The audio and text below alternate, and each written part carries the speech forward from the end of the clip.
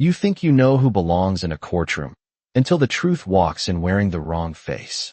The courthouse stood tall under a pale gray morning sky, its marble steps stretching wide like a stage where justice was supposed to be equal for everyone who entered.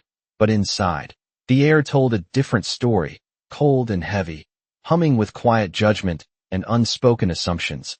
And as the large wooden doors swung open, the sharp echo of footsteps cut through the low murmur of voices, drawing attention before anyone even turned their heads. Because there was something about the way Officer Daniel Brooks walked that demanded it, shoulders squared, jaw tight, one hand gripping the arm of the woman beside him as if he had already decided who she was before she ever had the chance to speak, and behind him, the faint clink of metal punctuated each step, subtle but impossible to ignore, while the woman he was dragging forward, Angela Carter, didn't resist, didn't stumble, didn't plead.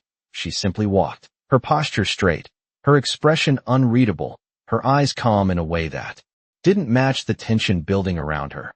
And if you were standing there watching, you might have thought she was out of place, just another name on a docket, just another face passing through a system that rarely stopped to ask questions.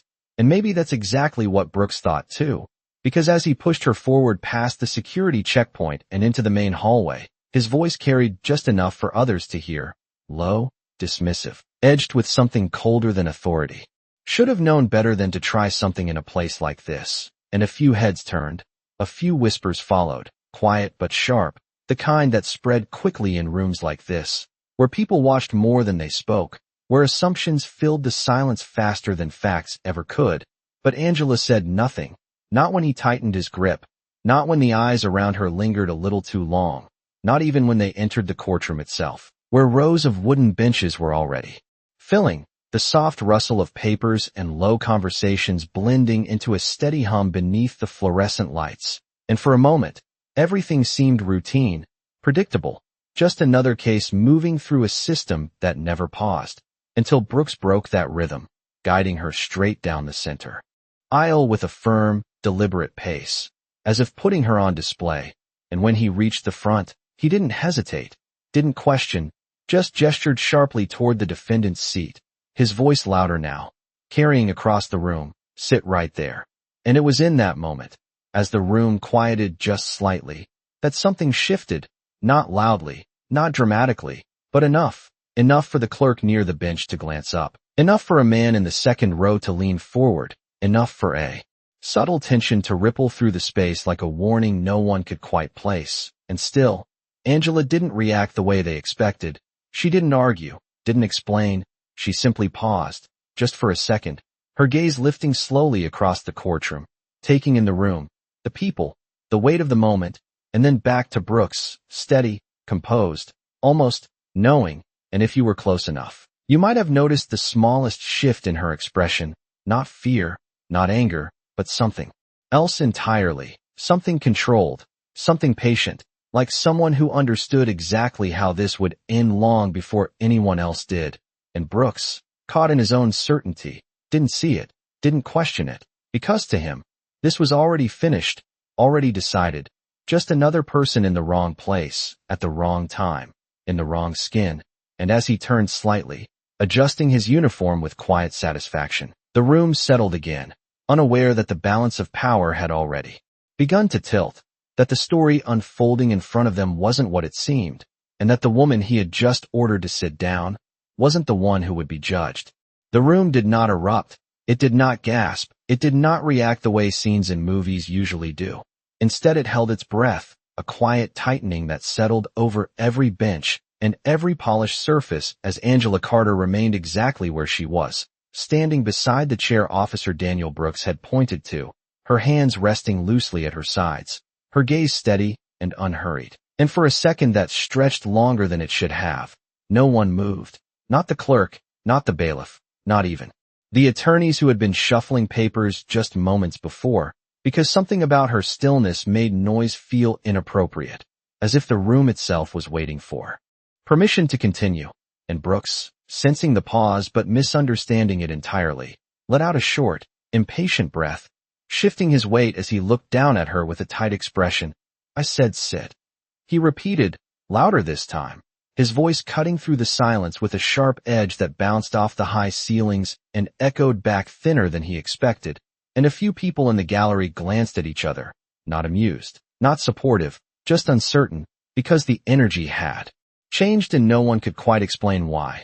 And still, Angela did not move, not immediately. Instead, she turned her head slightly, her eyes scanning the front of the courtroom, the bench, the seal on the wall, the nameplate that sat empty for now. And there was a familiarity in the way she looked at it, subtle but unmistakable, like someone recognizing a place they had been before, not as a visitor, but as something else entirely. And if you were paying attention, really paying attention, you might have noticed the clerk's posture shift just a fraction, her fingers hovering above the keyboard, her eyes flicking between Angela and the empty chair behind the bench, a quiet confusion forming beneath her professional composure. Because something was not aligning, something was off, and yet no one spoke it out loud. Not yet. And Brooks, growing more irritated by the lack of compliance, took a small step closer, lowering his voice again, this time with a controlled firmness meant to reassert authority. "Do not make this harder than it has to be," he said, as if the situation was already defined, already contained, and Angela finally moved, but not in the way he expected. She did not turn toward the defendant's seat. She did not lower herself into the place he had assigned her. Instead, she took a slow, deliberate step forward, past the chair, past the line he had drawn without realizing it. And for the first time, a ripple of true awareness began to spread through the room. Subtle but growing, like the first crack in something solid. Because movement in the wrong direction has a way of forcing attention, and Brooks noticed it too, his brow tightening as he watched her past the seat entirely, his hand lifting slightly as if to stop her, but something in the room, something unspoken, held him back just long enough for doubt to flicker, brief but real. And Angela continued, her pace unhurried, her expression unchanged, each step measured, intentional, as she approached the front of the courtroom. And now the clerk was no longer still, her chair shifting back slightly, her eyes widening just enough to break her composure, and a quiet whisper escaped her before she could stop it. Not loud, not dramatic, just a single word under her breath. "Wait." And it was that word, barely audible, that changed everything, because Brooks heard it. And for the first time since he had walked through those doors, uncertainty touched his expression, small but undeniable, and he turned, looking not at Angela, but at the clerk, searching for confirmation he did not yet understand, while behind him, the room leaned forward collectively, drawn into a moment that no longer felt routine, no longer felt controlled, and Angela, now standing just steps away from the bench, paused, her hand resting lightly on the edge of the polished wood, her eyes lifting once more, calm, steady, and completely certain, as if the next move was not a reaction at all, but the continuation of something that had already been decided long before Officer Brooks ever stepped inside that courtroom. The moment her fingers touched the polished edge of the bench, the room seemed to tilt in a way no one could physically see, but everyone could feel, like the quiet shift before a storm that no one had prepared for. And the clerk, now fully alert, pushed her chair back with a soft scrape that echoed louder than it should have. Her eyes locked on Angela with a mixture of recognition and disbelief. Because recognition does not always arrive as a clear thought. Sometimes it arrives as a feeling.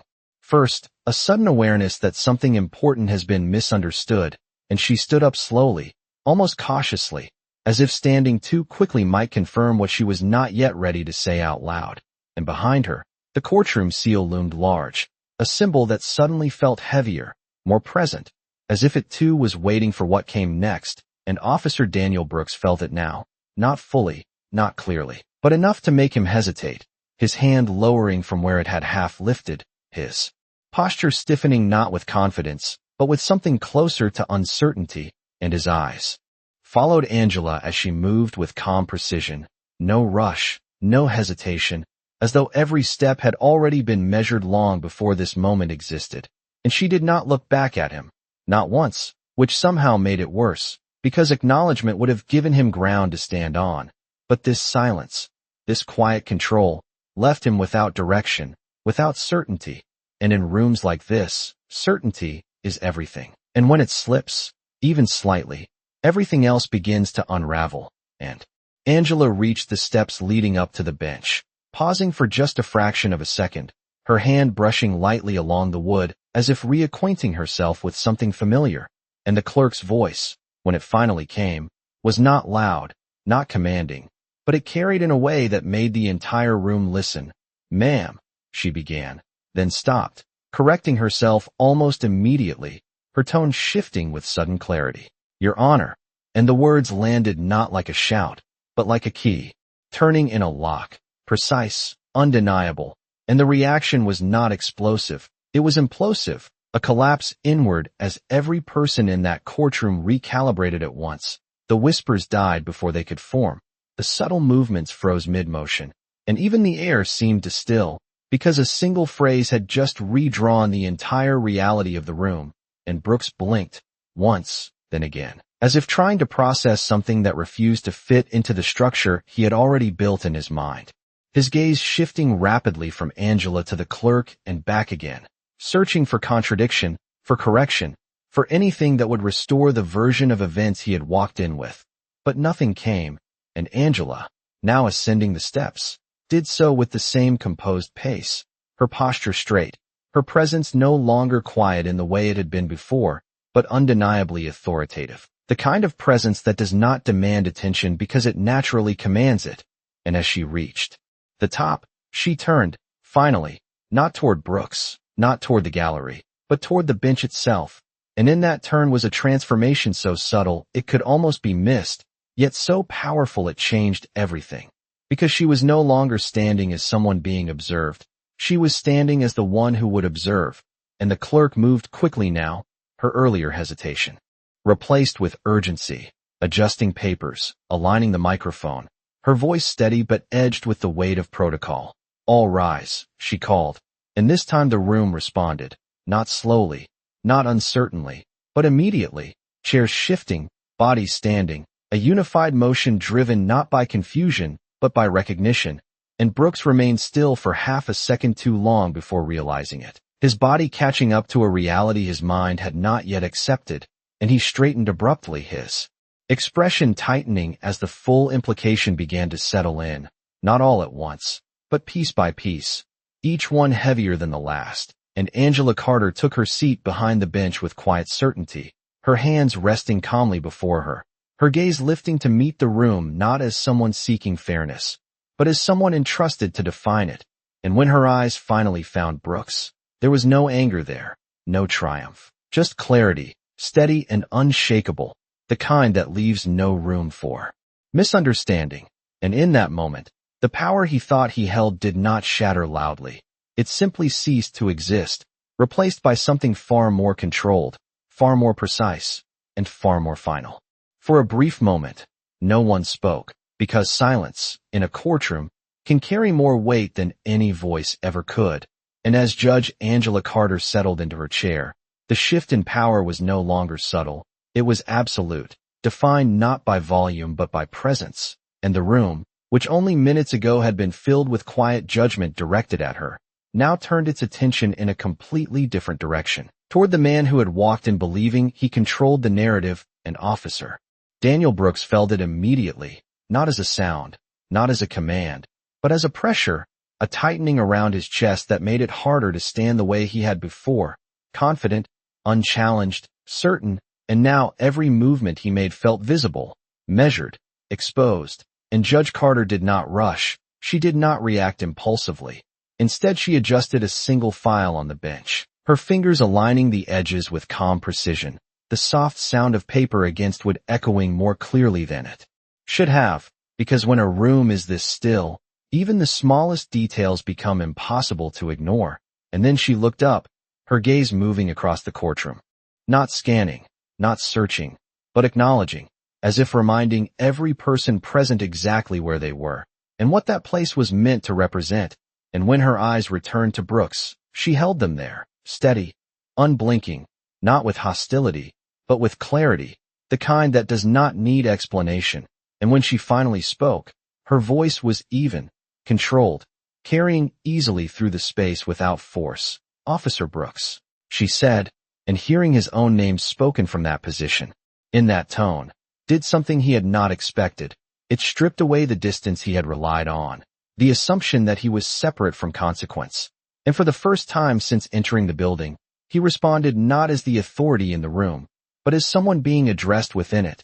"Yes, Your Honor," he said, the words coming out slower than intended, his voice lacking the edge it had carried before. And a subtle shift passed through the gallery. Not loud, not obvious, but present. Because people recognize when power changes hands, even if no one announces it.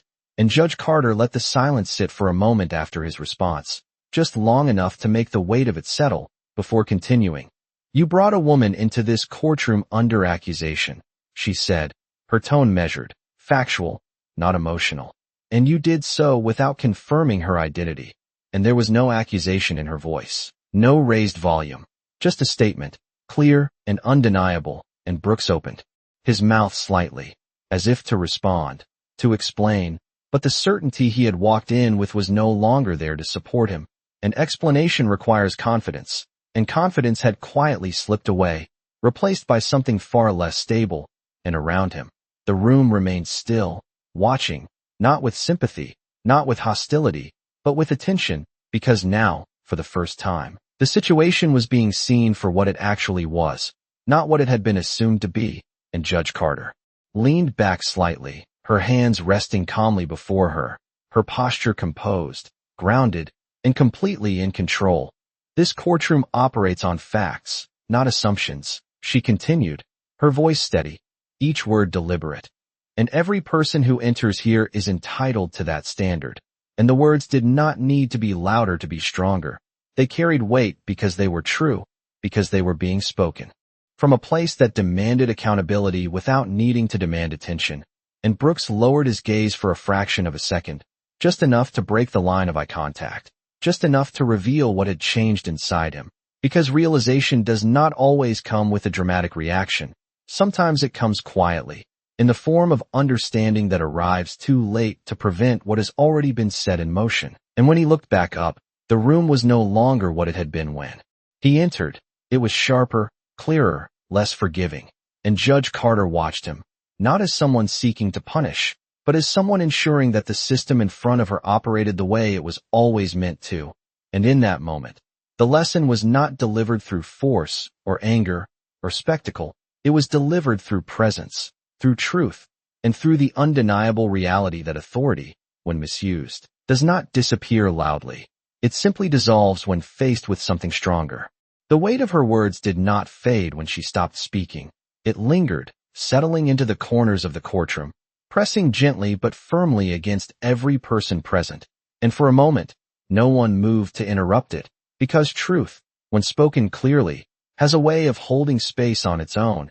And Judge Angela Carter allowed that silence to exist, not as a pause of uncertainty, but as a deliberate space for understanding, her gaze still fixed on Officer Daniel Brooks, who now stood in a position he had not prepared for, not physically, but mentally, because the shift that had taken place was not about where he stood in the room. It was about where he stood within it, and that difference, subtle as it seemed, changed everything. And Brooks inhaled slowly, as if steadying himself, his shoulders tightening before easing again, the rigid confidence he had carried earlier now replaced with something more careful, more measured. And when he finally spoke, his voice no longer carried the same sharp edge. It was controlled, restrained. "Your Honor, I was responding to a report," he began, choosing his words with visible caution. There was a concern raised about suspicious behavior, and as he spoke, a few heads in the gallery shifted slightly, not in agreement, not in disagreement, but in attention, because explanation invites scrutiny, and scrutiny, in a room like this, is unavoidable. And Judge Carter listened without interruption, her expression unchanged, her posture steady, giving him the space to speak, because allowing someone to explain themselves is not a sign of weakness, it is a demonstration of control. And Brooks continued, though more slowly now. "I made a judgment based on the information available at the time." And the words hung there, carefully chosen, carefully delivered, but incomplete in a way that was impossible to ignore. Because judgment, when made without verification, carries its own consequences, and the room seemed to recognize that, even if no one said it aloud. And Judge Carter leaned forward slightly, just enough to signal that the moment required clarity, her voice calm but precise. "And what information confirmed your assumption, officer?" she asked, not accusatory, not confrontational, simply direct, and Brooks hesitated. Not long, but long enough, the kind of hesitation that reveals the gap between certainty and reality. And his eyes flickered briefly, not away, but searching, as if the answer he needed was not where he expected it to be. And that hesitation did more than any statement could have. It exposed the absence of foundation beneath his earlier confidence, and the courtroom, still silent, seemed to lean into that moment, because now, it was no longer about what had happened, it was about how it had happened, and why. And Judge Carter did not raise her voice, did not press aggressively. She simply allowed the question to exist, unanswered for just a second longer than comfortable, because discomfort has a way of revealing truth more effectively than pressure ever could. And Brooks cleared his throat lightly, adjusting his stance. There was no direct confirmation, he admitted, the words quieter than before, and in that admission, something shifted again, not dramatically, but definitively, because acknowledgement, even when reluctant, marks the point where assumption can no longer hide behind authority. And Judge Carter nodded once, not in approval, not in disapproval, but in recognition, as if confirming what had already become clear, and she sat back slightly, her hands folding together in a composed, deliberate gesture. "Then let us be precise," she said, her tone steady. "You acted without verifying identity, and brought an individual into this courtroom based on an assumption." And the way she framed it left no room for interpretation, no space for ambiguity, just a clear outline of events as they had occurred. And Brooks lowered his gaze again, briefly, not out of submission, but out of recognition, because understanding does not always require agreement. Sometimes it simply requires acknowledgement, and around them, the courtroom remained still, absorbing the exchange, not as spectators, but as witnesses to something more significant than a simple correction. Because what was unfolding was not just a moment of accountability, it was a reminder, a demonstration, of how quickly authority can become flawed when it is not grounded in truth. And Judge Carter allowed the moment to settle once more before speaking again, her voice carrying the same calm authority. "In this room, every action is measured against that standard," she said, her eyes steady on Brooks. "And when that standard is not met, it must be addressed."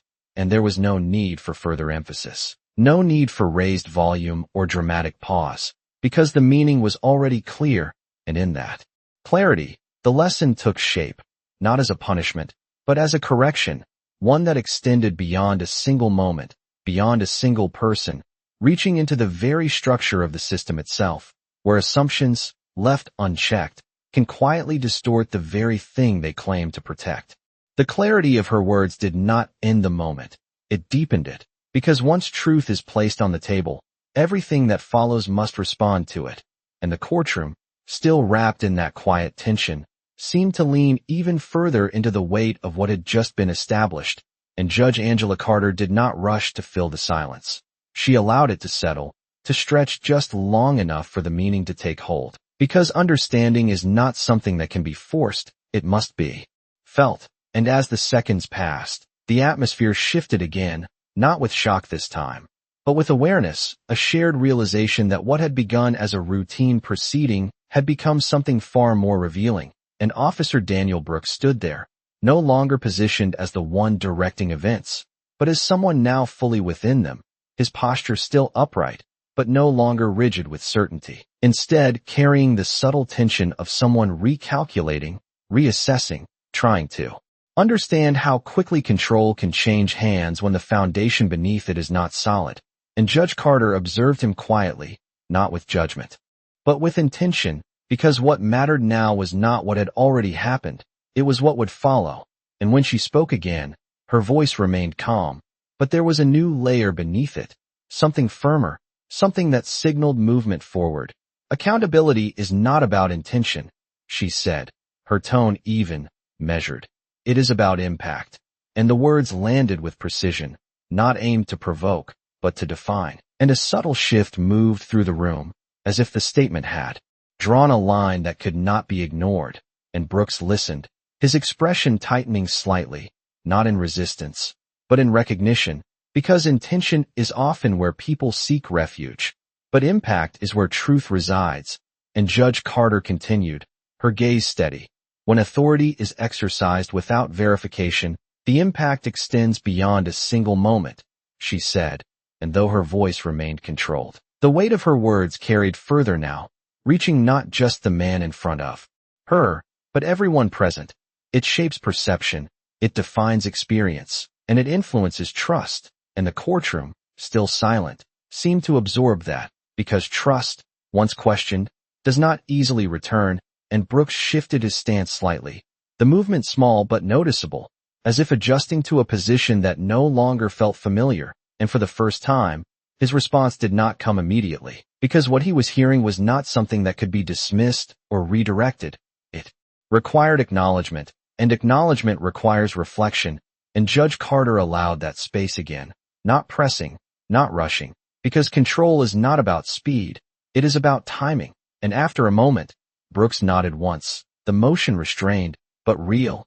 I understand, he said, and the words were simple, but they carried a different tone than anything he had said before, stripped of assumption, stripped of certainty, grounded instead in something quieter, something more aware, and the room registered it, not with reaction, but with a subtle easing, as if the tension had shifted from confrontation to recognition, and Judge Carter inclined her head slightly, acknowledging the response without amplifying it, because this was not about creating a spectacle, it was about restoring balance, and she turned briefly toward the clerk, her voice steady. Please note the record, she said, and the clerk responded immediately, her earlier hesitation replaced with focused efficiency, fingers moving across the keyboard, capturing each detail with renewed precision, because now, every word mattered, and as the sound of typing filled the otherwise quiet room, it served as a reminder that moments like this do not disappear, they are documented, preserved, woven into the larger fabric of accountability, and Judge Carter returned her attention to Brooks, her expression unchanged, composed, resolute. This court does not operate on assumptions, she said, reinforcing the standard not as a reprimand, but as a principle, and it is the responsibility of every individual who represents the law to uphold that standard consistently. And there was no anger in her tone, no raised voice, just clarity, the kind that leaves no room for misinterpretation, and Brooks stood still, absorbing it, no longer searching for a way to respond, but recognizing that response, in this moment, was not about words, it was about understanding. And in that understanding, something shifted once more, not in the room, but within him, because the lesson, unfolding was not imposed, it was realized, and that difference is what gives it weight, what allows it to remain long after the moment itself has passed. And as the courtroom settled into this new equilibrium, it became clear that what had happened here was not just a correction of action, but a redefinition of perspective, one that would not easily be forgotten, because when truth replaces assumption, it does not simply adjust the narrative, it transforms it entirely. The room did not relax after his acknowledgement. It sharpened, because once awareness enters a space like this, it demands direction, and Judge Angela Carter understood that better than anyone present, her posture unchanged, her expression steady, but there was now a quiet forward motion in the way she held the moment, as if what had been revealed was not the conclusion, but the beginning of something that needed to be addressed with precision, and she glanced briefly at the file in front of her fingers resting lightly on its surface, not to read, but to anchor the next step, because control in a courtroom is not about reacting, it is about guiding, and when she looked back up, her voice carried that same calm authority, but with a clearer sense of purpose. Officer Brooks, she said, and the use of his name again did not feel repetitive, it felt intentional, grounding. This court is not only a place where outcomes are decided, she continued. It is a place where processes are examined, and the distinction settled into the room, subtle but significant, because outcomes are visible, but processes often remain hidden unless someone chooses to bring them forward. And Brooks listened, his focus no longer divided, no longer defensive, but attentive in a way that suggested he understood the importance of what was being said, even if he had not anticipated being part of it. And Judge Carter leaned slightly forward, not aggressively, but with engagement. The question before us is not simply what occurred, she said, her tone steady, but how it was allowed to occur. And that shift reframed everything, expanding the moment beyond a single action into a broader reflection, and a quiet murmur of thought moved through the gallery, not spoken, but felt. Because the idea of examining process rather than just outcome introduced a deeper level of accountability, one that could not be resolved with a simple explanation, and Brooks adjusted his stance again. But this time the movement was different, less about discomfort, more about alignment, as if he was beginning to understand that this moment was no longer about defending a decision, but about understanding its implications, and Judge Carter allowed a brief pause, just enough for that realization to take root, before continuing. In your role, you are entrusted with authority, she said, and the word entrusted carried weight, not as a privilege, but as a responsibility. And that authority carries an obligation to act with clarity, not assumption.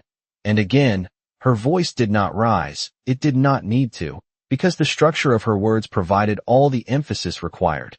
And the clerk continued typing, the soft rhythm of the keys marking each statement as part of the official record, a reminder that this was not just a conversation. It was documentation, a permanent account of how the system responds when tested. And Brooks nodded slightly, not out of agreement alone, but out of recognition, because what was being described was not abstract. It was directly connected to the moment he had just experienced, and Judge Carter observed that response, not with satisfaction, but with acknowledgement, because understanding is the first step, but it is not the last, and she continued, when that obligation is not met. It is not enough to recognize it, she said, her tone firm, but composed. It must be addressed in a way that ensures it does not repeat. And the statement extended beyond him, beyond this room, into something larger, something systemic, and the courtroom felt it, the expansion of the moment from individual to institutional, and Brooks took a slow breath, his expression steadying, not returning to its earlier certainty, but finding a new balance, one grounded in awareness rather than assumption. And when he spoke again, his voice was measured, clear. I understand the responsibility, Your Honor, he said, and there was no defensiveness in it now, no attempt to justify, just a direct acknowledgement of the standard being set. And Judge Carter held his gaze for a moment longer, ensuring that the understanding was not superficial, not fleeting, but grounded, and then she leaned back slightly, her hands resting together once more, composed, deliberate. Then let this serve as a correction, she said. And the word correction was chosen carefully. Not punishment, not reprimand, but something constructive, something intended to restore alignment rather than simply point out error, and the room absorbed that. The distinction clear, the intention unmistakable, and as the silence returned once more, it no longer felt tense, it felt defined, shaped by the clarity that had been established, and in that clarity, the balance of the room held steady, not because conflict had been avoided, but because it had been addressed with precision, with control, and with a commitment to something greater than any single moment, something that, once reinforced, has the power to reshape everything that follows. What followed did not feel like an ending. It felt like a transition, the kind that quietly reshapes everything without needing to announce itself. And Judge Angela Carter allowed that transition to unfold with deliberate control, her presence steady behind the bench, her gaze no longer fixed solely on Officer Daniel Brooks, but extending across the courtroom as if to include every person within its walls. Because what had just taken place was not confined to one individual. It was a reflection of something larger, something that existed in systems, in habits, in the unnoticed spaces where assumptions are allowed to grow unchecked. And she understood that addressing one moment without acknowledging the broader pattern would leave the work incomplete. And so she shifted her attention slightly, her voice carrying with the same calm authority, but now directed outward. This courtroom does not exist in isolation, she said, and the statement widened the frame of the moment instantly, drawing the room into a larger context. It reflects the standards we choose to uphold beyond these walls. And as she spoke, the gallery remained still, attentive, because the focus was no longer just on what had happened, but on what it represented, and the clerk paused briefly between keystrokes, listening as carefully as she recorded, because the words now being spoken were not procedural, they were foundational, and Judge Carter continued, her tone steady, her cadence measured. When assumptions replace verification, the consequences extend far beyond a single interaction, she said, and though her voice remained controlled, the impact of her words reached further now, touching on something that resonated beyond the immediate scene. They shape how people are seen, how they are treated, and how they experience the system meant to serve them. And a subtle shift moved through the room, not visible, but felt, because recognition of a shared truth has a way of settling into people quietly, without the need for reaction, and Officer Brooks stood where he was, no longer the center of attention, but still deeply within the moment, his posture composed, his expression thoughtful, as if the scope of what he was hearing continued to expand, moving beyond his initial understanding into something more complex. And Judge Carter observed this, not with judgment, but with intention, because the purpose of this moment was not to isolate him, but to connect the individual action to the broader system it existed within. And she leaned slightly forward again, her hands resting lightly on the bench, grounding her words with quiet emphasis. Every person who enters this courtroom carries a story, she said, her voice softening just enough to add depth, not weakness. And it is not the role of this court to define that story based on appearance, assumption, or bias. And the distinction was clear, firm, undeniable, and the room absorbed it in silence, because there was nothing to argue, nothing to refute, only something to understand. And the clerk resumed typing, the rhythm of the keys steady once more, capturing each word as part of a record that now felt more significant than any single case file. And Judge Carter allowed a brief pause, her gaze moving across the room again, ensuring that the weight of what she had said was not lost, because words like these require space to land. And when she spoke again, her tone returned to its earlier firmness. This is how trust is built, she said, not through authority alone, but through consistency, through fairness, and through the discipline to question assumptions before they become actions. And the sentence carried a quiet finality, not as an ending, but as a principle, something that could stand on its own beyond this moment. And Brooks inhaled slowly, his shoulders easing as if releasing a tension he had not fully recognized until now. And though he did not speak, his stillness carried its own acknowledgement, because sometimes understanding is not expressed through words, but through presence, through the absence of resistance. And Judge Carter nodded once, a small, controlled gesture that signaled the completion of something important, not the case, not the process, but the correction itself. And as the courtroom remained steady, grounded in the clarity that had been established, it became evident that what had taken place was not simply a reversal of power, but a restoration of purpose, a reminder that the system, when guided by truth and discipline, has the ability to correct itself, not through force, but through clarity. And that clarity, once established, does not fade easily. It remains, shaping every moment that follows. The courtroom did not erupt into applause. There were no dramatic reactions, no raised voices, no sudden movements. And that was precisely what made the moment powerful, because real change rarely announces itself with noise. It settles quietly, firmly, into the space where it is needed most. And as Judge Angela Carter sat behind the bench, her presence steady and composed, the room felt different now, not tense, not uncertain, but aligned in a way it had not been before, as if something invisible had been corrected, something subtle but significant had been restored. And for a few seconds, no one spoke, not because they did not have anything to say, but because there was nothing left to question.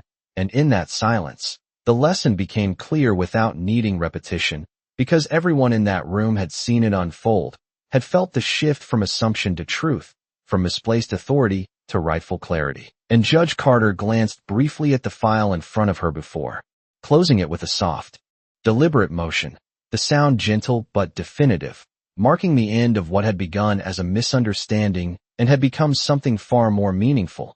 And when she looked up again, her gaze moved across the courtroom one final time, not searching, not measuring, but acknowledging, as if recognizing the shared understanding that now existed between everyone present. And then her eyes returned to Officer Daniel Brooks. And there was no hostility there, no lingering tension, just a quiet, steady clarity that did not need to prove itself. And when she spoke, her voice carried the same calm authority that had guided the entire moment.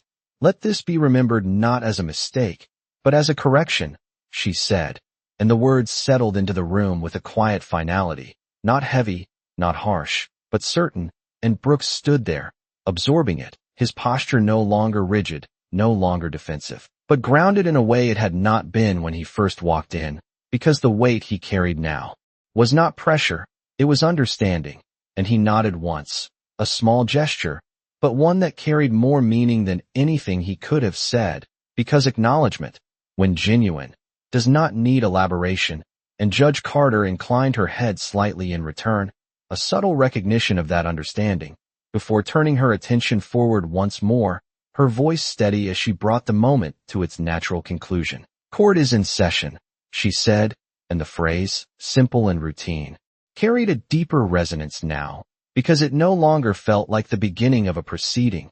It felt like the continuation of something that had just been realigned, and the clerk resumed her work, the quiet rhythm of typing returning as the room slowly shifted back into motion. Attorneys adjusted their files, observers settled into their seats, and the ordinary flow of the courtroom resumed, but not unchanged, because something had been witnessed here, something that would remain long after.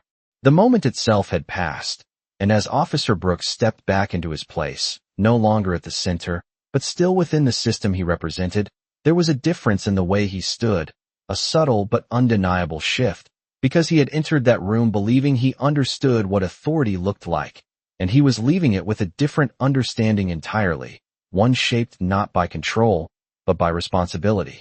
And, as the proceedings moved forward, the lesson lingered in the air, quiet but present, a reminder that the law is not defined by who speaks the loudest, or who moves first, but by who stands closest to the truth. And on that day, the truth did not raise its voice. It simply took its seat, and in doing so, it changed everything.